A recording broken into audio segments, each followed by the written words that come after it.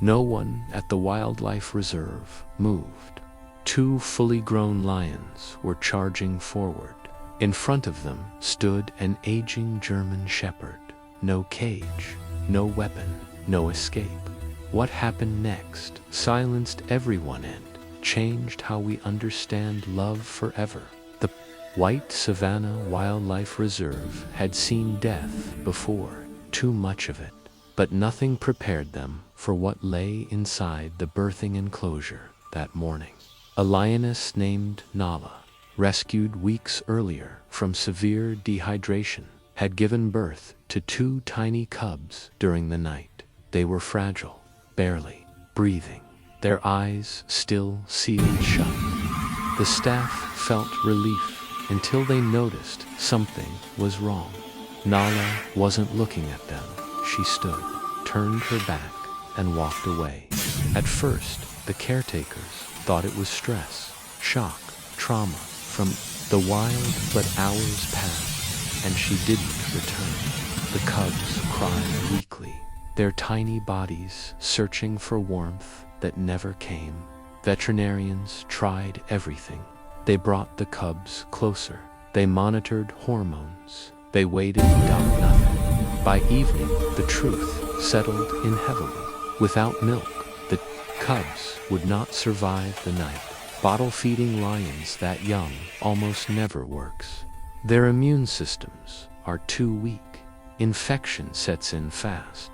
The staff knew the odds. That's when someone said it quietly, almost afraid to speak. What if a dog? The room fell silent. No one had ever tried this before, and failure would mean death, but doing nothing meant the same. Her name was Luna, an 8-year-old German shepherd with a calm posture and tired eyes that had seen a lifetime of loyalty. She had given birth just weeks earlier and still carried milk meant for a single pup she had already weaned. When Luna arrived at the reserve, no one knew what to expect. Dogs don't raise lions. Instinct doesn't allow it. Handlers secured the gates. Vets stood ready. Every breath felt held as Luna was led toward the enclosure. Inside, the two cubs lay weak and crying, unaware of how close they were to the end. Luna stopped. She looked at them. Then she did something no one expected. She lay down slowly. Cautiously, the cubs crawled forward, drawn by warmth they hadn't felt since birth. One touched her fur, then the other. Luna didn't move. She didn't flinch. They latched on and began to feed. A hush swept across the reserve. Grown men wiped their faces. No one spoke. The cubs' cries softened, replaced by quiet, rhythmic breathing. For the first time, they were full. For the first time, they were safe. Luna stayed there for hours. She didn't know they were lions. She only knew they needed her, and that was enough. Days turned into weeks. Weeks quietly became months. The cubs now named Keto and Zara grew at a speed that startled everyone. Their paws doubled in size. Their tiny mews turned into low, rumbling sounds that echoed through the enclosure. By nature, they were becoming predators, but their behavior told a different story. Luna never treated them like lions. She corrected them the same way she would her own pup's gentle nudges.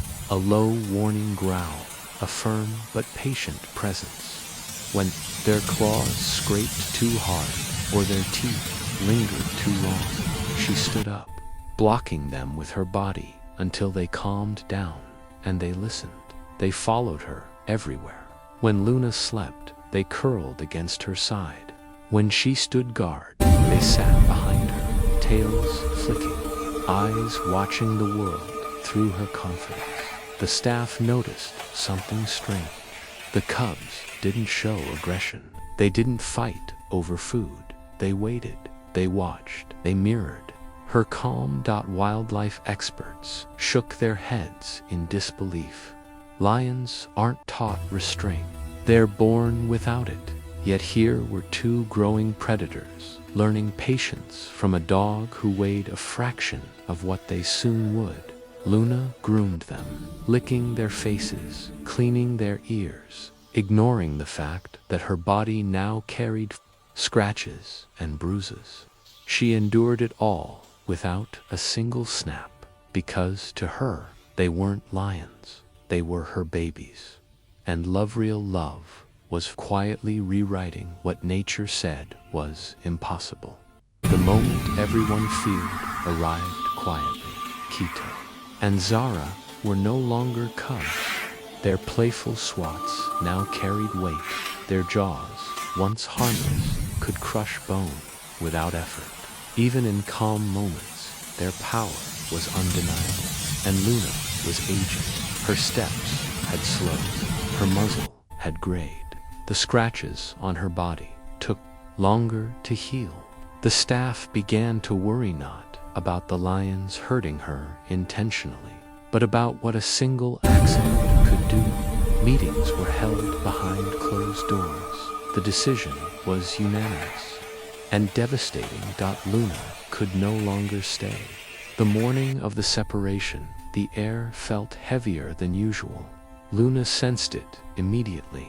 She stayed closer to the lions, her body positioned between them and the keepers, as if she already understood.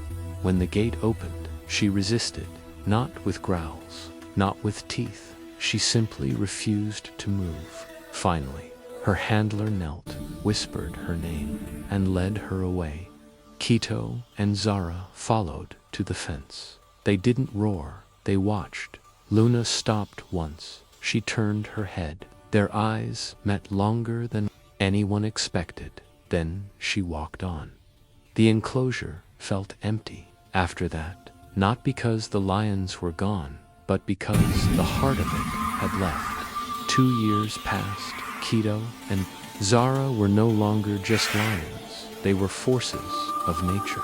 Each weighed over 400 pounds. Their movements were confident, controlled, and unmistakably wild. No one entered their enclosure without caution. Then Luna returned, older now, slower. Her once strong body carried the marks of time. She walked beside her owner, unaware of the silence spreading across the reserve. As word traveled fast, the lions noticed her at the same time. They stood ears forward, muscles tightening. Then they ran. A handler reached for the emergency gate. Someone shouted her name. Cameras shook as panic rippled through the crowd. But halfway across the enclosure, the lions slowed. They circled her, they sniffed, and then something impossible happened. Quito pressed his massive head gently against Luna's shoulder. Zara followed, brushing her face against Luna's neck the way she had as a cub. Their tails swayed slowly, rhythmically. Luna didn't retreat. She lifted her head and licked Quito's muzzle. The lions lowered themselves to the ground beside her, just like before. No aggression, no dominance, only recognition, only love that had survived time, distance, and everything nature said should have erased it. Experts later said this kind of bond shouldn't exist, that lions don't remember like this, that dogs don't raise predators and walk away unharmed. But everyone who stood there knew better. What happened wasn't instinct, it wasn't training, it wasn't coincidence, it was memory, it was trust built in silence, in warmth, in nights spent protecting instead of fearing. Luna didn't see lions. She saw lives that needed her. And Quito and Zara never forgot who gave them their first sense of safety. This wasn't a story about animals. It was a story about love, strong enough to cross every boundary nature ever drew.